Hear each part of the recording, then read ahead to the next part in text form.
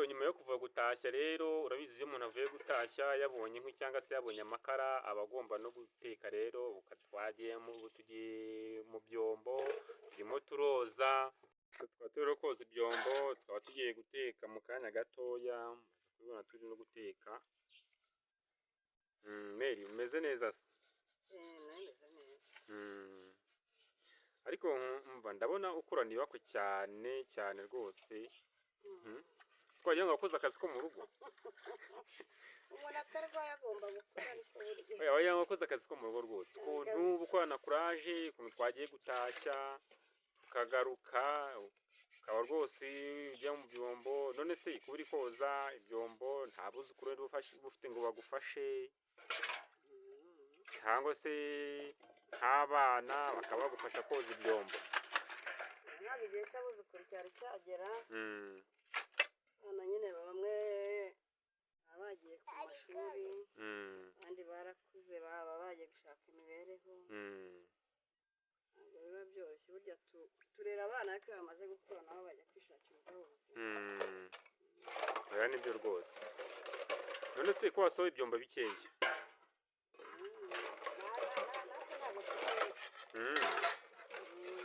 Okay. Twakoresheje biba bibaye. Ubu se noneho ugiye guteka iki muri aya masaha? Kanya buriya turareba ntabwo turabitegura. Turategura ariko turateka tu. Ubu se ubu ndagenda mbiriye? Niba utiwe turabirya niba wihuta nyine ni ukubwo. Oya ntabwo nagenda nsize ibiryo da. Gusa wowe wagenda usize ibiryo? Ntabwo nagenda nsize ibiryo, ngomba kugenda rwose mbirinze. Yabaca umugani ngo babwira ngo usige ibiryo wasiga umwana wasiga ibiryo. Ubu mwana wamusiga ariko ukarya. Kushobora kuba nawe utoroshye.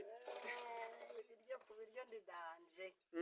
Ntabwo rwose reka nikundira ibiryo kandi mubeshye. Ku buryo bagwitishijemo gufata ibiryo no gufata umwana wakifatira ibiryo. Ibyo bari imigani yari abakera niyo abantu bahemba se n'ubu ibintu bishoboka. Ntabwo bishoboka disi. Nta kintu kiryoha nk'umwana. Nta n'ikintu cyiza nk'umwana. Nta n'ikintu kinezeza nk'umwana. Yego. Mu buzima busanzwe se nk'akazi gutya ko mu rugo ni akahe kazi ukunda gukora? Ubu rwose n'ibi byombo rero koza sinkunda koza ibyombo. Kuko nakunda gukoropa nyine nkakora isuku mu nzu, ibintu by'amazi sindikunda. Kubera ko gukoropa ushaka gukoropa rimwe izo ntukoropa ariko ibyombo ni buri munsi we. Ko njya mbona ahandi bakoropa buri munsi. Nta muntu wigeze ajyamo. Yewe. Ubwiye ko abana baba badahari. Gusa umuntu agira abashyitsi. Ariko iwacu nta mu cyaro nta bashyitsi tugira. Niyo baje kwicara ku muryango.